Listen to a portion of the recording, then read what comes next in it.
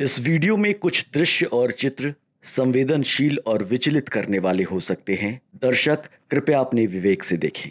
आपको pellet gun कहाँ लगी? मुझे पैलेट गन पीछे साइड से राइट ईयर में कान में लग के कट हो गया था, अलग हो गया था कट के। अब तो स्टिचेस होके अभी ठीक हो रहे हैं धीरे धीरे। पैलेट गन तो चली ही नहीं। मुझे लगी है, मैं अपने आँखों के सामने देखी हूँ कि वो लोग मेरे ऊपर गन फायर किया हुआ है और सीधे जैसे ही मुड़ती हूँ पीछे सीधे मेरे कान में आके लग जाती है। कैसे ऐसे हो सकता है? कोई डंडे से तो नहीं लगेगी, पत्थर से लगेगी तो कटेगी तो नहीं। तो राजीव चौक पार्क के पास में हम लोग चले गए थे। 4-5 लोग राइफल लेके खड़े हुए थे। नीली वर्दी वाले थे, खाकी वर्दी? नीली वर्दी वाले थे सारे।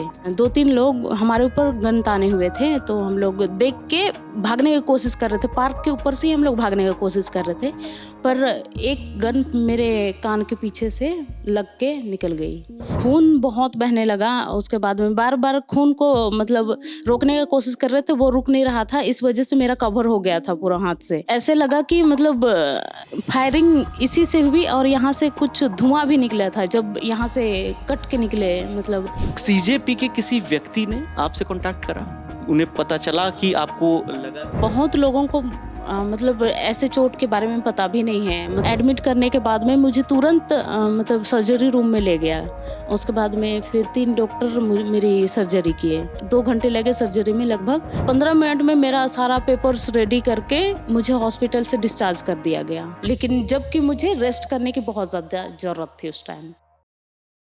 दिल्ली के जंतर मंतर पर 36 दिनों तक एक प्रोटेस्ट चला। उस प्रोटेस्ट के बाद केंद्रीय शिक्षा मंत्री धर्मेंद्र प्रधान ने इस्तीफा दिया। लेकिन इन 36 दिनों में एक दिन ऐसा भी था जब स्टूडेंट्स पर लाठीचार्ज हुआ, उन पर आंसू गैस के गोले दागे गए और साथ ही साथ पैलेट गन का भी इस्तेमाल किया गया। शुरुआत में दिल्ली पुलिस ने इस दावे को नकारा, जितनी भी खबरें छपी सबको फेक न्यूज़ करार दिया। लेकिन जब मामले सामने आने लगे, मेडिकल रिपोर्ट सामने आने लगी, तो धीरे धीरे दिल्ली पुलिस ने भी अपने दावों से हाथ पीछे खींचने शुरू कर दिए। मामला सुप्रीम कोर्ट तक भी पहुंचा और 4 नाम सबसे पहले सामने आए। इसमें एक शख्स वो जिसे लोकसभा में नेता प्रतिपक्ष राहुल गांधी मीडिया के सामने लेके आए, वो नाम साहिल का था। साहिल लोचाब का नाम था, डीयू के स्टूडेंट हैं साहिल। इसके अलावा शेख इरशाद मंसूरी, एक शख्स हैं प्रशांत कुमार और एक जर्नलिस्ट हैं आउटलुक मैगजीन में काम करने वाले। ये 4 नाम पैलेट गन विक्टिम के तौर पर सामने आए। सुप्रीम कोर्ट में सुनवाई हुई, तमाम बातें हुई, लेकिन इन सब के बीच में एक नाम और था जो मेन स्ट्रीम में मिस हो गया। वो नाम है नूतन टोप्पो। झारखंड की रहने वाली हैं नूतन और आज हमारे साथ ललन टॉप के कैमरे पर अपनी वो पूरी कहानी बताएंगी। झारखंड में खबरें चली लेकिन वो राष्ट्रीय स्तर पे खबर नहीं पहुंच पाई। नूतन, ललन टॉप पे आपका स्वागत है। आपको पैलेट गन कहाँ लगी? मुझे पैलेट गन पीछे साइड से राइट ईयर में कान में लग के कट हो गया था, अलग हो गया था कट के। अब तो स्टिचेस होके अभी ठीक हो रहे हैं धीरे धीरे। 1 वीक से ऊपर हो गए। तो अच्छा, मुझे आप शुरुआत से बताइए कि आप रहती कहाँ हैं और दिल्ली के जंतर मंतर पर आप कैसे पहुंची? मैं रहती तो गुड़गांव में हूँ, पर गुड़गांव में 4-5 साल से मैं रह रही हूँ। वहीं रह के मैं अपनी कंपटीशन की तैयारी भी करती हूँ और साथ में पार्ट टाइम जॉब भी करती हूँ। अच्छा, कंपटीशन की तैयारी कर रही हैं? हाँ जी। जंतर मंतर कैसे जाना हुआ फिर आपका? मैं डे 1 से रेगुलर सोशल मीडिया में फॉलो कर रही थी सीजेपी को, और डेली मैं उनका प्रोटेस्ट देख रही थी डे 1 से। तो मुझे उस प्रोटेस्ट में शामिल होने का, कई बार जाने का मन करता था।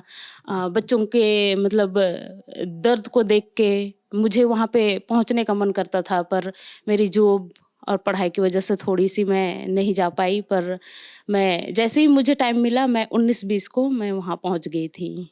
अच्छा, हाँ जी। तो आप 19 तारीख को पहुंची और 20 को जिस दिन संसद की तरफ मार्च करने का था, उस दिन आप वहाँ मौजूद थी?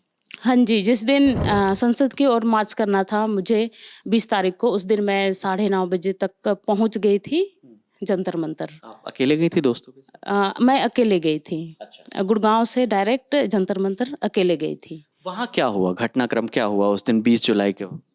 20 जुलाई के वक्त हम लोग सब प्रोटेस्ट में बैठे हुए थे। शांतिपूर्वक हमारी प्रोटेस्ट चल रही थी और इसी बीच शांतिपूर्वक नारे लगा रहे थे, मतलब एक दूसरों के साथ में बातें कर रहे थे। उसके बाद में इसी तरह से नारे लगाते लगाते बातें करते करते फिर हमारा 3 साढ़े 3 बज गए। 3:30 बजे के बाद में हम लोगों के ऊपर टीयर गैस फेंकना शुरू कर दिया गया।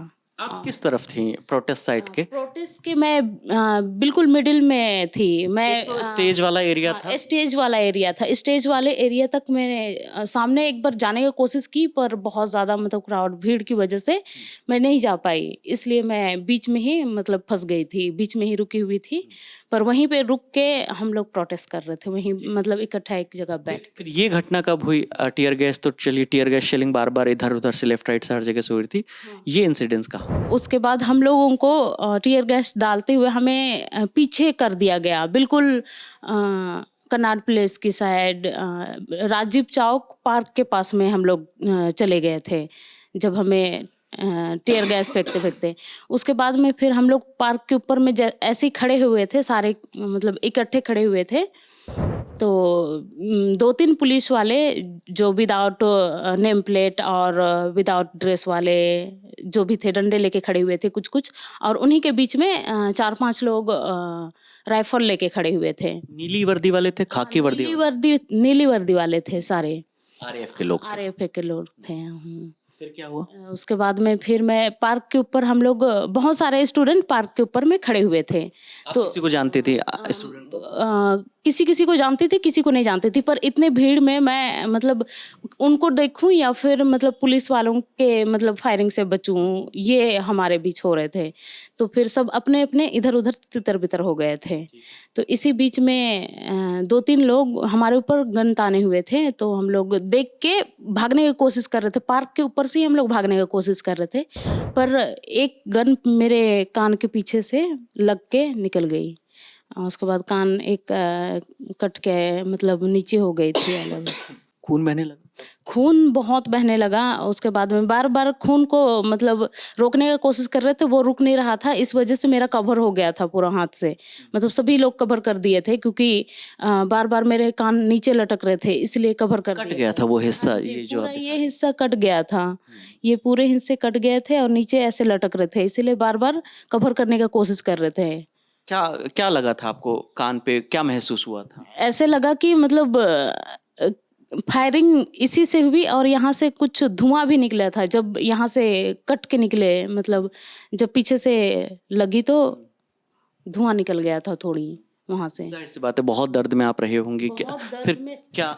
दर्द तो इतने थे कि बर्दाश्त ही नहीं कर पा रही थी। बार बार चक्कर भी आ रहा था, चल भी नहीं पा रही थी। लेकिन भी मुझे अगल बगल के लोग 3-4 लोग पकड़ के मुझे चारों तरफ से घेर लिए। उसके बाद में फिर मतलब आराम से पकड़ पकड़ के मुझे रोड की साइड ले गए क्योंकि एम्बुलेंस आए और एम्बुलेंस से मुझे हॉस्पिटल जल्दी से पहुंचाए। हॉस्पिटल गए वहाँ पर? उसके बाद में मुझे 15-20 मिनट के अंदर में मुझे हॉस्पिटल ले जाया गया और आरएमएल में मुझे चोट लगने के 20 मिनट के अंदर ही मुझे हॉस्पिटल पहुंचा दिया गया था। कौन लेके गया था? आसपास के लोग ही, मतलब दोस्त दो मिल गए थे वहीं से। प्रोटेस्टर्स ही थे, कोई एम्बुलेंस नहीं? कोई एम्बुलेंस नहीं थे, प्रोटेस्ट करने वाले ही फ्रेंड्स थे सारे। 3-4 लोग थे, पर उसमें से 2 मेरे साथ में हॉस्पिटल चले गए थे। वहाँ पर एडमिट हुए? क्या हुआ? स्टिच वगैरह लगी? क्या हुआ? हाँ, एडमिट करने के बाद में मुझे तुरंत मतलब सर्जरी रूम में ले गया। उसके बाद में फिर 3 डॉक्टर मेरी सर्जरी किए। 3 डॉक्टर सर्जरी करने के बाद में 2 घंटे लगे सर्जरी में लगभग। उसके बाद में मुझे जनरल वार्ड में भेज दिया गया। उसके बाद 15 मिनट में मेरा सारा पेपर्स रेडी करके मुझे हॉस्पिटल से डिस्चार्ज कर दिया गया। लेकिन जबकि मुझे रेस्ट करने की बहुत ज़्यादा ज़रूरत थी उस टाइम पर। रेस्ट आपकी सर्जरी हुई 2-3 घंटे, उसके बाद जनरल वार्ड में गई और फिर आप कह रही हैं कि 15 मिनट बाद डिस्चार्ज भी कर दिया? डिस्चार्ज भी कर दिया गया 15 मिनट। घर जाइए बोल दिया गया कि आप लोगों का मतलब हो गया है, सब कुछ क्लियर है, आप लोग घर जा सकते हो। बताया डॉक्टर ने कि क्या हुआ था आपको? मुझे डायरेक्ट नहीं बताया गया, पर मेंशन किया गया था पेपर्स में। और मुझे डिस्चार्ज कर दिया गया, तो फिर मेरा रुकने का कोई मतलब नहीं था, क्योंकि अलाउ नहीं करता है डिस्चार्ज करने के बाद में हॉस्पिटल भी। तो मुझे जल्दी से निकलने बोले गए वहाँ से हॉस्पिटल से, तो फिर मैं निकल। कागज दिए आपको? हाँ जी, वो डिस्चार्ज पेपर में ही मेरी मेडिसिन की बिल है, डिस्चार्ज पेपर में ही सारे। पैसे वैसे भी लिए गए? नहीं नहीं, कोई पैसे नहीं लिए। अच्छा, फिर वहां से फिर आप कहाँ गई? वहाँ से मैं डायरेक्ट अपने प्लेस से, मतलब रूम आ गई गुड़गांव, हाँ। हाँ जी, गुड़गांव वापस आ गई थी। फिर गुड़गांव में आप कब तक रही और फिर रांची कब आई? गुड़गांव में मैं 20, 21, 22 तारीख को मैं फिर से प्रोटेस्ट में शामिल होना चाहती थी, पर मेरा तबीयत मतलब ये इसकी वजह से बार बार ख़राब हो गया था, और स्टिचेस की वजह से दर्द भी बहुत हो रहे थे, तो मैं दोबारा प्रोटेस्ट में नहीं शामिल हो पाई। और मुझे फीवर भी बार बार आने लगी, तो फिर मैं 2 दिन लगातार अपनी ड्रेसिंग के लिए रुकी हुई थी गुड़गांव में। फिर गुड़गांव से दिल्ली ड्रेसिंग के लिए आना जाना करती थी मैं। अच्छा, आरएमएल में ही ड्रेसिंग हो रही थी? मिल में ही ड्रेसिंग हो रही थी, और आरएमएल ही मुझे गुड़गांव से दिल्ली आना पड़ता था। फिर फिर मैं 2 दिन ड्रेसिंग करवाने के बाद में 24 तारीख को जब मैं ठीक ही नहीं हो रही हूँ, मुझे देखभाल करने के लिए कोई नहीं है रांची गुड़गांव में, और मेरे साथ कोई नहीं था, तो फिर मुझे लगा कि घर जाना चाहिए, तो फिर मैं घर वापस 24 तारीख को आ गई रांची। इस पूरे घटनाक्रम के बारे में आपने अपने परिवार को कब बताया कि मुझे ऐसे कुछ लग गई है, पैलेट गन या आंसू गैस में फंस गई थी? कब बताया आपने, किसे बताया? ये बात मैंने वीडियो भी बना हुआ है, जिसके थ्रू मैं फ़ोन में बातें करते हुए बहन से बात कर रही हूँ और बता रही हूँ कि मुझे मतलब गोली लग गई है, ऐसा करके मैं बता दी थी। अच्छा, घर आपने अपनी बहन को बताया? बहन के बता दी थी मैं। और प्रोटेस्ट में शामिल होने से पहले भी मैं 2 दिन पहले बहन को बता दी थी कि मैं प्रोटेस्ट में शामिल होने जा रही हूँ बोल के। आपकी बड़ी बहन है? छोटी बहन है। अच्छा, आपकी छोटी बहन है, इन्फॉर्म कर रही थी? इन्फॉर्म कर रही थी कि मैं जा रही हूँ प्रोटेस्ट में। मैं कहीं भी जाती हूँ या कुछ भी करती हूँ, मैं उससे पहले हर बात उनको शेयर कर लेती हूँ, उसके बाद में। आप वहां से यहाँ पर आई? वहाँ से दिल्ली से फिर मैं वापस रांची आ गई। फिर हाँ, रांची आने के बाद फिर भी मेरा फीवर ठीक नहीं हो रहा है, मतलब बार बार ये भी जख्म भी बहुत दर्द हो रहे थे, फिर तबीयत बार बार ख़राब हो रहा था। फिर मैं 1 दिन रुकी घर पे, फिर दूसरे दिन यहाँ पे मुझे दिल्ली से आने में राजा भैया ने बहुत बड़ा हाथ है राजा भैया का। दिल्ली कौन से है राजा भैया? राजा भैया मेरे जान पहचान ही है। आइए, बैठे हैं पास में, आप आइए ज़रा। तो जिनका जिक्र कर रहे हैं वो रांची में शहर महानगर कांग्रेस के अध्यक्ष हैं। तो थोड़ा सा आप यहाँ आ जाइए। मुझे ये बताइए कि जब ये आई थी तो कैसे कांटेक्ट हुआ और फिर आपने क्या? हमारे संगठन के लोग लगातार वहाँ लगे हुए थे कि कैसे मदद किया जाए, लोगों को खाना बांटना, पानी बांटना। उन्हीं के माध्यम से मुझे पता चला झारखंड की बच्ची है जो पैलेट गन लगने के बाद इलाज ठीक से नहीं हो पा और काफ़ी बीमार रह रही। तो मैंने बात किया फ़ोन में, तो उसने बताया कि काफ़ी फीवर हो रहा है बार बार।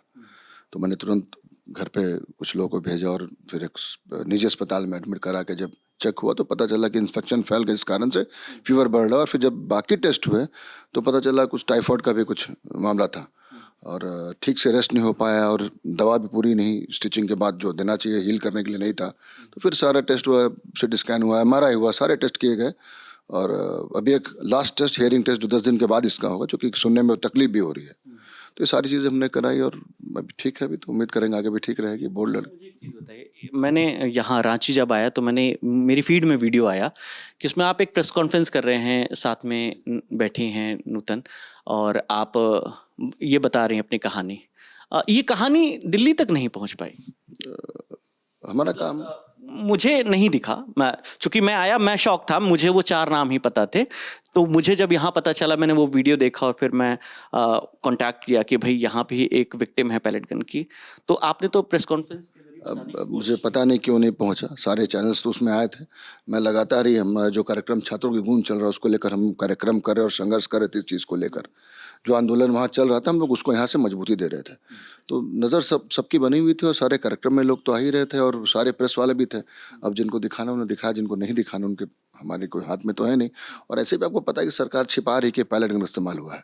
और मैं पायलट गन के इस्तेमाल के बारे में बता दूं कि ये दिल्ली पुलिस ने नहीं, इसने स्पेशल टास्क फोर्स ने स्टेप ने चलाया था, जो कि BSF के अंतर्गत आती है, जो कि होम मिनिस्ट्री के अंदर आती है।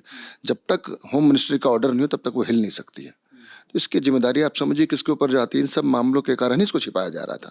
अभी भी देखिए न्यूज़ को फेक बताकर डिनाई किया जा रहा है कि नहीं पैलेट गन चला ही नहीं, जबकि 2-2, 3-3 विक्टिम्स को हमने सामने ला दिया है। राहुल जी ने भी दिखाया, साहिल को आपके सामने बच्ची बैठी है और देखिए क्या चोट लगी है, किसी और चीज़ से चोट लग सकती है इतनी। तो सरकार चीज़ों को छिपा ही रही है। और आपको पता है बहुत सारे चैनल तो बहुत कुछ नहीं दिखाते, तो उसमें हम क्या कर सकते हैं।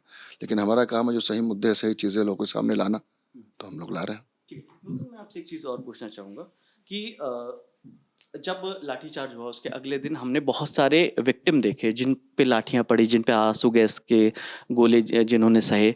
मध्य प्रदेश के भी एक व्यक्ति थे जिनके सर फट गया था, ब्लड बह रहा था। क्या CJP के किसी व्यक्ति ने आपसे कांटेक्ट करा?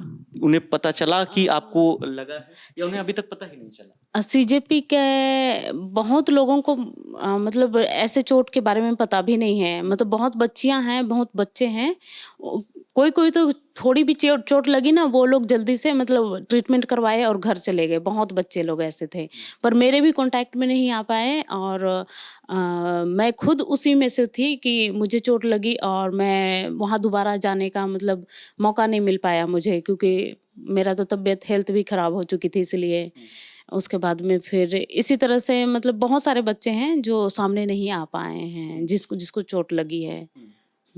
तो ये दिल्ली पुलिस को क्या कहना चाहेंगे? वो तो नकार रही थी कि पैलेट गन तो चली ही नहीं। मुझे लगी है, मैं अपने आँखों के सामने देखी हूँ कि वो लोग मेरे ऊपर गन फायर किया हुआ है और सीधे जैसे ही मुड़ती हूँ पीछे, सीधे मेरे कान में आके लग जाती है।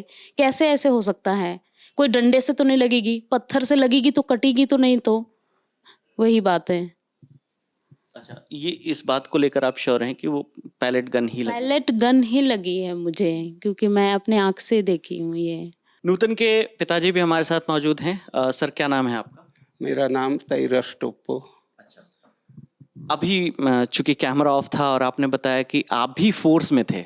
हाँ, मैं CRP में था, 22 साल करके वॉलंटियर आया। अच्छा, और यहाँ जो बिटिया पर जो पैलेट गन अटैक हुआ वो भी CRP के ही एक जवान की बंदूक से ही लगा? पता नहीं था, हम तो नहीं जानते, लेकिन बोलते हैं CRP का ही था, क्योंकि उसमें सभी जाते हैं, BSF के, CRP के, ITBP के, चुन के RF में जाते हैं, तो वही सब थे जो ड्रेस पहने थे, नीला रंग की। हाँ, नीला रंग का। आप बता रहे थे आप भी जाने वाले थे जंतर मंतर? मैं जाने का चक्कर था, लेकिन मैं नहीं गया। हाँ, मैं जब बाद में घायल सुना तो मैं जाने के लिए तैयार हुआ, तो माता बोले तब। कब बताया बिटिया ने आपको कि ऐसा कुछ हो गया है? मुझे तो नहीं बताया, लेकिन मैं इधर उधर से फ़ोन किया तो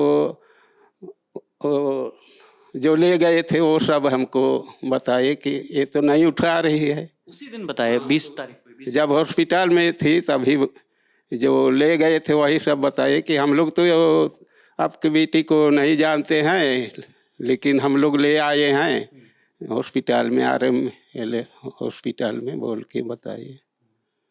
तब मैंने सुना तो ठीक है। और भाई मुझे, मेरी बेटी सब प्रोटेस्ट में गए थे और रोका नहीं आपने? कहाँ जा रहे हो, इतना भीड़ भाड़, लाठी उठी? पता लगा कि हमको मालूम था कि शायद वही रबड़ गोली ही लगा होगा, ऐसा सोच के मैं कोई चलो नहीं जाते हैं, तो बोले माता बोले। तो मैं कह रहा हूँ प्रोटेस्ट में गई, रोका नहीं? क्यों, आपको तो पता है कि क्या होता है प्रोटेस्ट? गई, उसको मालूम नहीं था ना।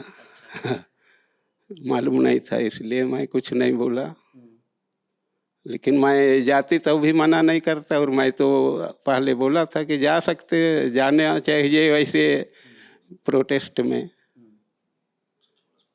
क्योंकि सभी जगह से लोग जा रहे हैं ना, पूरे झारखंड से भी जा रहे हैं, हजारीबाग, उधर टाटा से मैं मोबाइल देख रहा था, YouTube में तो हमेशा जा रहे हैं, और रांची से भी। तो हमको भी लगा कि हमारी बेटी वहाँ नज़दीक है तो जाना चाहिए, लेकिन मैं इनको नहीं बोला।